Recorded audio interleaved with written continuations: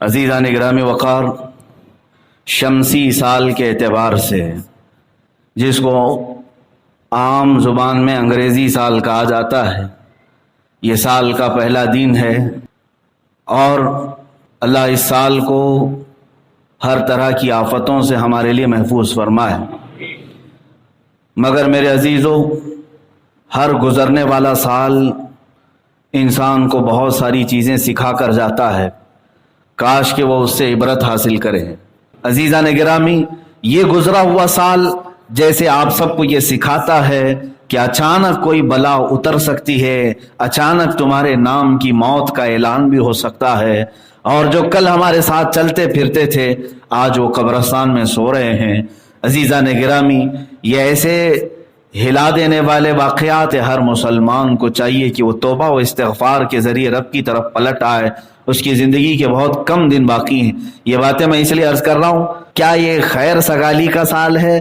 کیا یہ خوشحالی کا سال ہے؟ کیا یہ اچھے دن آنے والا سال ہے؟ اچھے دن لانے والا ہے، برکتیں خوب ہوں گی، بیماریاں ختم ہوں گی؟ کیا ہے اس کے متعلق؟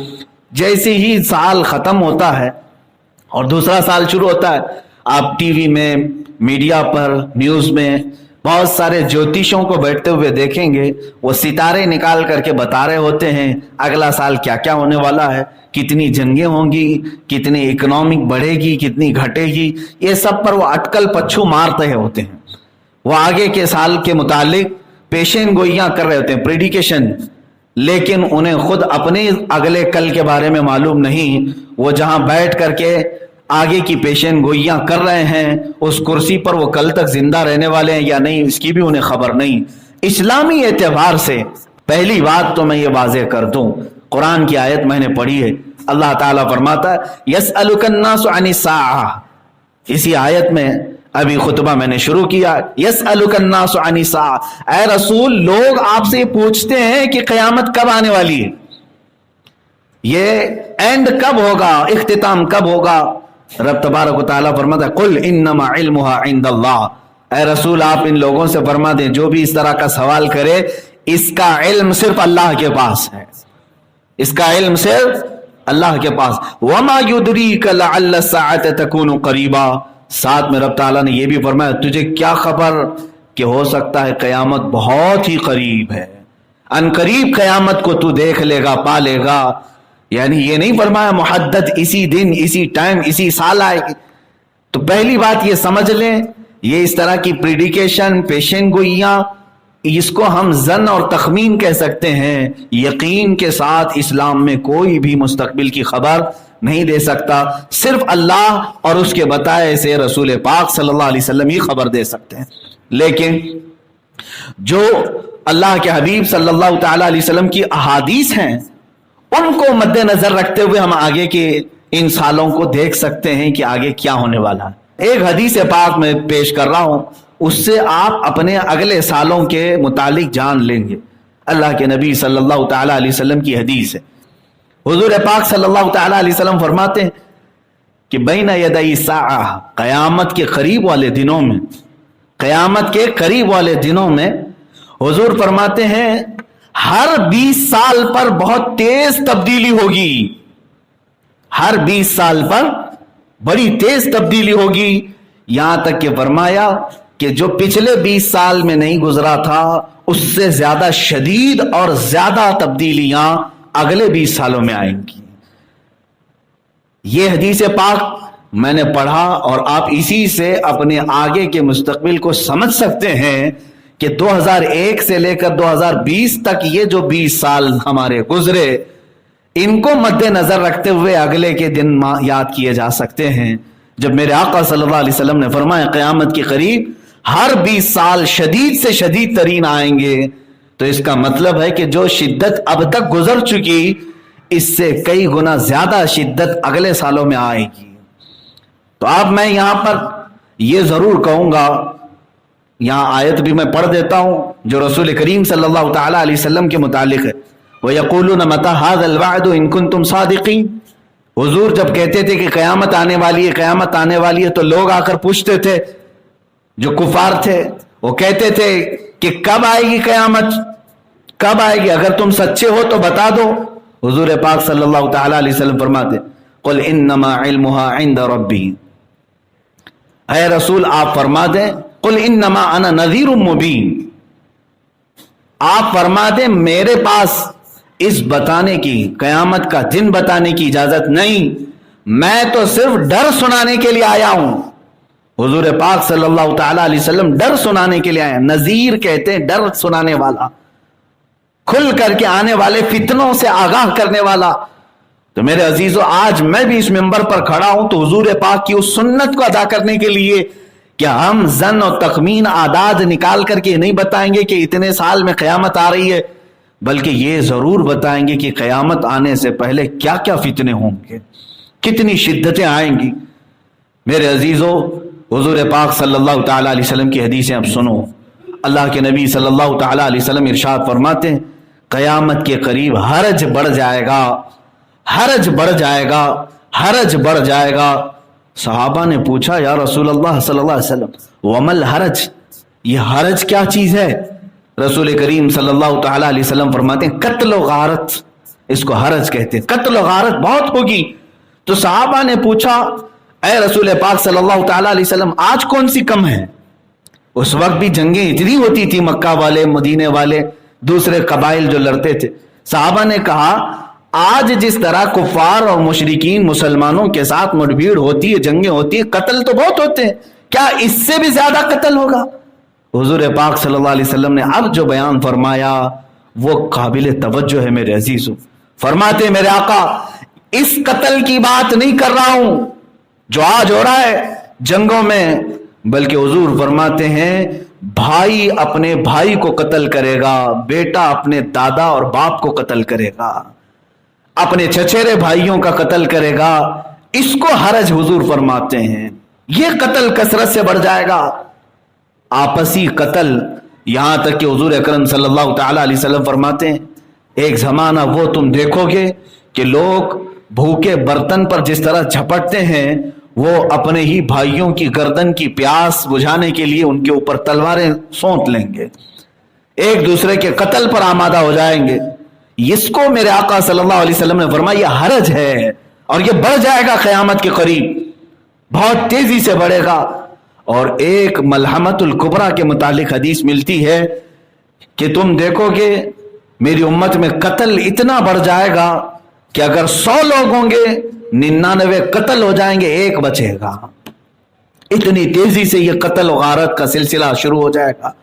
अजीजा ने गिरामी वक़ार, कहीं वो इन आने वाले सालों के मुतालिक ही तो नहीं बताया गया था जो हदीस पाक में बशारत दी गई है, या अगले आने वाले 20 साल तो नहीं है।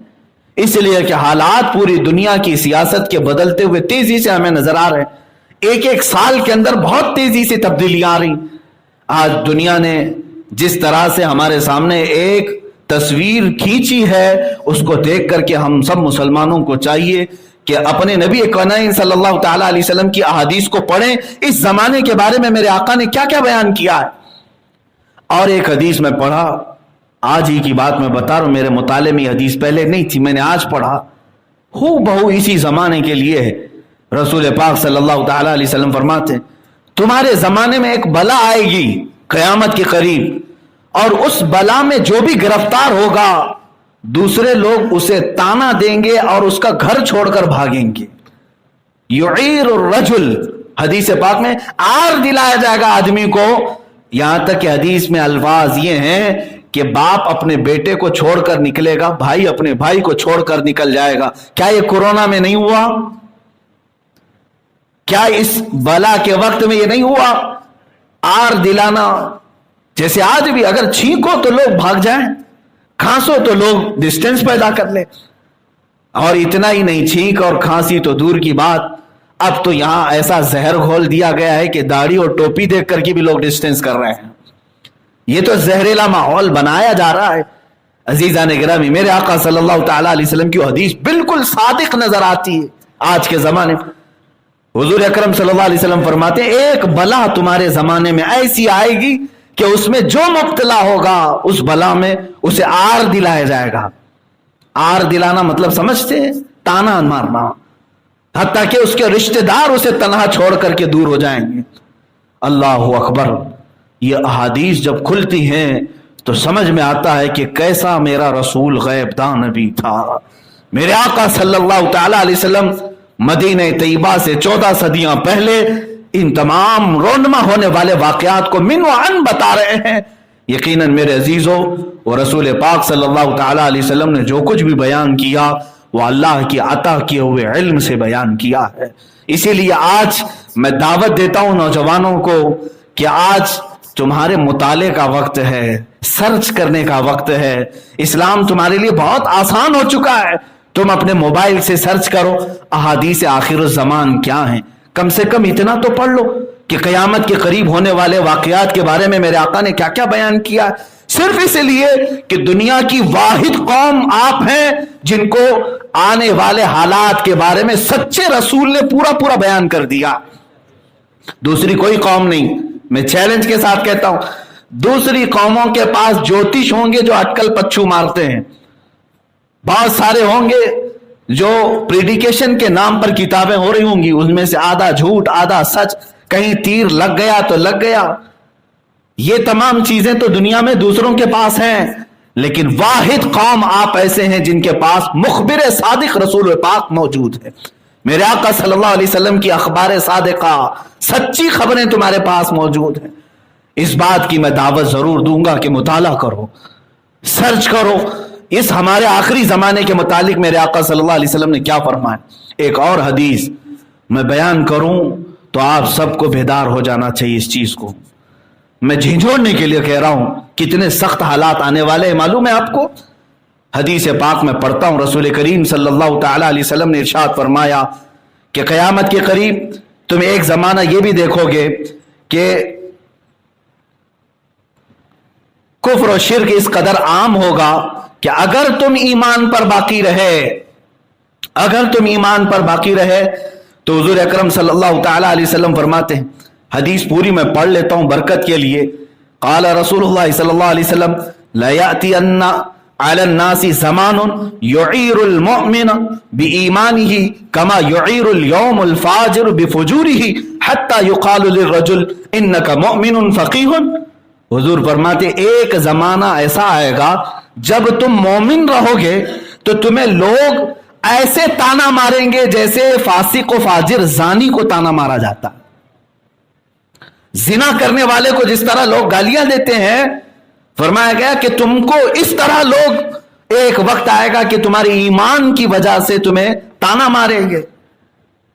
یہ اتنا سخت وقت آئے گا جیسے آج اس کی شروعات ہو چکی ہے.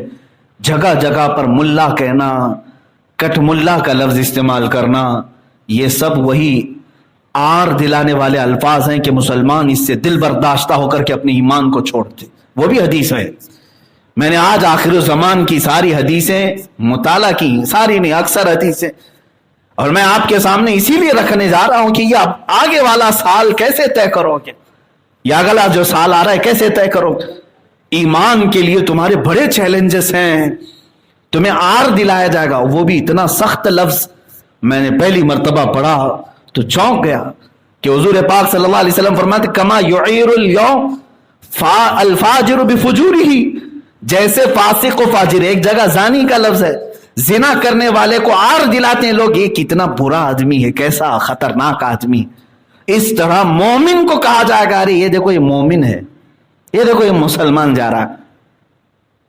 تو میرے عزیزو وہ دن آئیں گے جب لوگ تمہارے ایمان کی وجہ سے تمہیں تانا مار رہے ہوں گے تو تم اپنے آپ کو آج ہی سے فخر کے ساتھ مومن کہلانا شروع کر دو، اس لیے کہ تمہارا نام مسلمان کسی باپ نے نہیں رکھا. قرآن کہتا ہے هو سماکم المسلمین، وہ اللہ ہے جس نے تمہارا نام مسلمان رکھا ہے، وہ اللہ ہے جس نے تمہارا نام مسلمان رکھا ہے. اور قرآن کے ذریعے سے تمہیں کہا اللہ نے کنتم خیر امہ، تم سب سے بہترین امت ہو. تمہیں پیدا کرنے والے نے خود تمہیں خیر امت کہا، تمہارے خالق و مالک نے خود تمہیں مسلمان کہا. تو اس سے بڑھ کر کے تمہارے پاس فخر کرنے والی، پراؤڈ فیل کرنے والی اور کون سی چیز ہے؟ یہ نہیں کہ تم اپنے آپ کو چھپا لو اور کہو کہ نہیں میں مسلمان نہیں، میں نیوٹرل آدمی ہوں، میں سیکولر آدمی ہوں، میں ادھر بھی ہوں ادھر بھی ہوں. منافقت چھوڑو، اسی لیے پورے کے پورے اسلام میں داخل ہو جاؤ اور آج ہی سے فخر کرنا شروع کرو. جو بچہ اسلام پر فخر کرے گا میں سمجھتا ہوں کہ وہ حضور کی سنتوں پر فخر سے عمل بھی کرے گا. اسے شرم نہیں آنی چاہیے, آر نہیں آنی. ٹوپی چھپا لیا, ارے پتہ نہیں لوگ دیکھ کر کے مجھے ملا نہ کہتے ہیں. داڑھی چھلا دیا, ارے لوگ دیکھ کر کے مجھے پتہ نہیں کیا کہتے ہیں, پرانا آدمی ہے, ملا ہے. یہی تو تمہاری شرمندگی کی بات ہے میرے عزیزو. اگر تمہیں پراؤڈ ہوتا میرے نبی کی بات پر, حضور اکرم صلی اللہ تعالی علیہ وسلم کے لائے ہوئے دین پر, تو ان کے طریقوں پر کبھی تم شرم محسوس نہیں کرتے, بلکہ فخر کے ساتھ یہ کہتے, اے لوگوں میں ٹوپی ہی کیا, امامہ بھی, داڑھی کی ہلکی کیا, میں پوری داڑھی بھی صرف اس لیے رکھتا ہوں کہ کائنات کا سب سے حسین چہرہ میرے رسول پاک کا تھا. ہے کوئی اس سے حسین چہرہ؟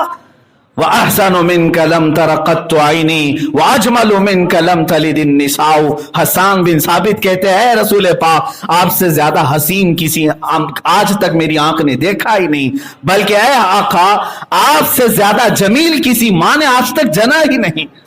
حضور پاک صلی اللہ تعالی علیہ وسلم کے متعلق جب سارے مسلمانوں کا یہ عقیدہ ہے کہ وہ کائنات کے سب سے حسین انسان تھے, تو اس حسن کو آج کیوں نہیں اپناتے؟ اس حسن کو کیوں نہیں اپناتے؟ اسی لیے واپس اسی نقش قدم پر آنا ہوگا. مجھے ابھی پچھلے جمعہ بریلی شریف میں بیان کر رہا تھا, جمعہ کے دوران ایک صاحب نے پوچھا کہ آپ نے سارا بیان کیا, آج پھوٹ ہے, اختلاف ہے, نفرتیں ہیں, تفرقہ ہے, فرقے بازیاں, جماعتیں ہیں, کوئی علاج تو بتائیں کیا ہونا چاہیے. 25 کروڑ مسلمان بتائے جاتے ہیں, کیا ہے؟ میرے عزیزوں میں نے صرف اتنا ہی جواب دیا. علاج بہت سارے لوگ الگ الگ بتاتے ہیں, ایجوکیشن میں آ جاؤ, سیاست میں آ جاؤ, قیادت میں آ جاؤ, سسٹم میں آ جاؤ, فلاں میں آ جاؤ, سب میں پھر تمہاری کامیابی ہوگی. نہیں, اقبال نے جو کہا ہے وہ بہترین علاج ہے. اقبال نے جو کہا ہے وہ علاج یہی ہے, ان کے جو ہم غلام تھے خلق کے پیشوا رہے ہیں, ان کے جو ہم غلام تھے خلق کے پیشوا رہے, ان سے پھرے جہاں پھرا پھر آئی کمی وقار ہے.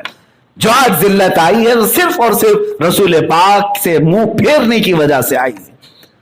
جواب اور علاج صرف ایک ہی ہے, آج پھر سے تمہیں وہی تمام سرخرویاں ملیں گی کہ تم اگر سمندر سے کہہ دو تو سمندر راستے دے دے, تم اگر آندھیوں سے کہہ دے تو رخ موڑ دیں.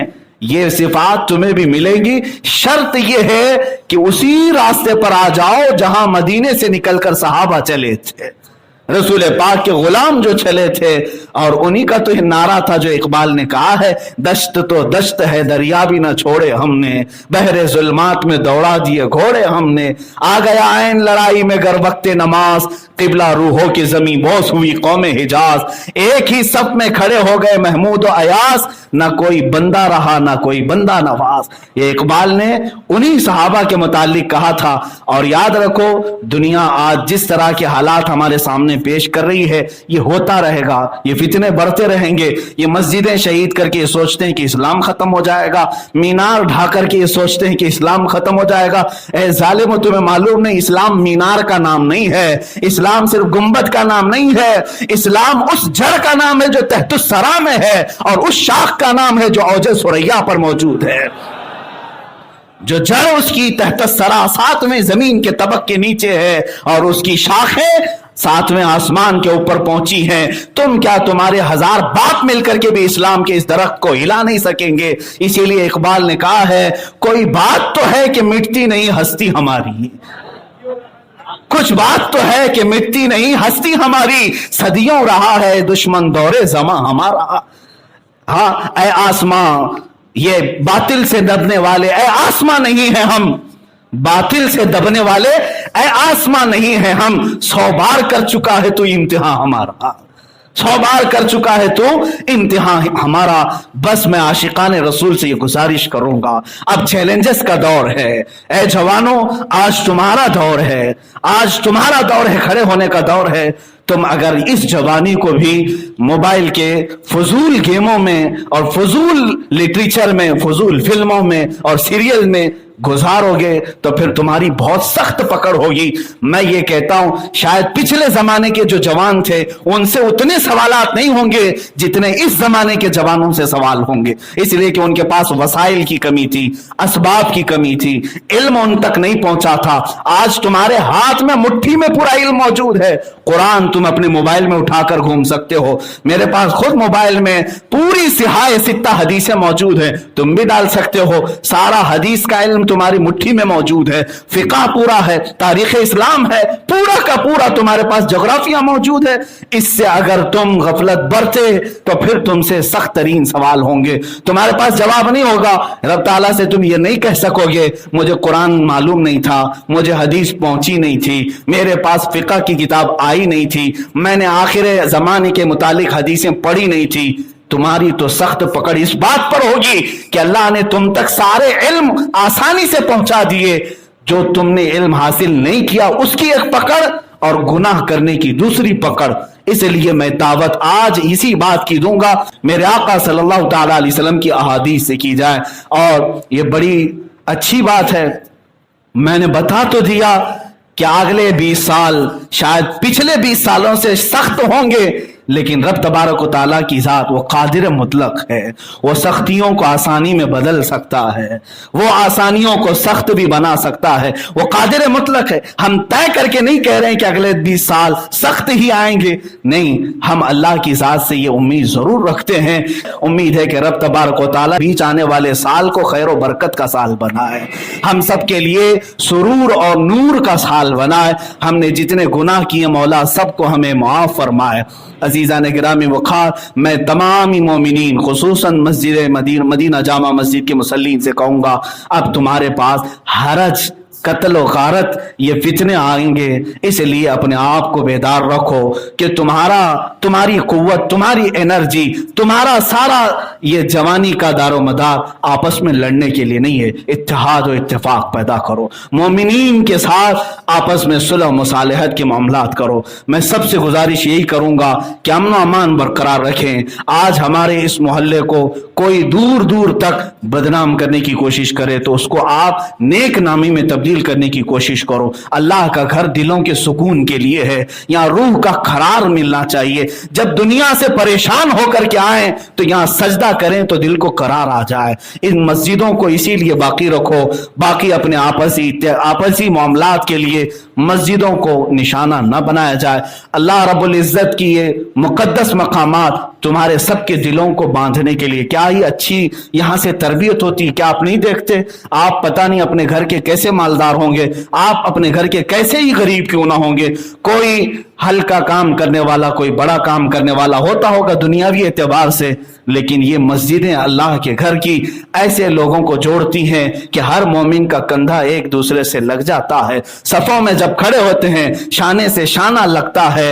اسی بات کو میں آپ سب سے کہوں گا، جب مسجدوں میں آ کر ہمارا بھید بھاؤ ختم ہوتا ہے تو باہر مسجد کے نکلنے کے بعد بھی ہمارے دلوں سے بھید بھاؤ ختم ہونا چاہیے ایک دوسرے کے لیے، کیونکہ میرے آقا صلی اللہ علیہ وسلم نے فرمایا مثل المؤمن کمثل جسد اذا اشتكى عضو تداعى له سائر الجسد بالسهر والحمى۔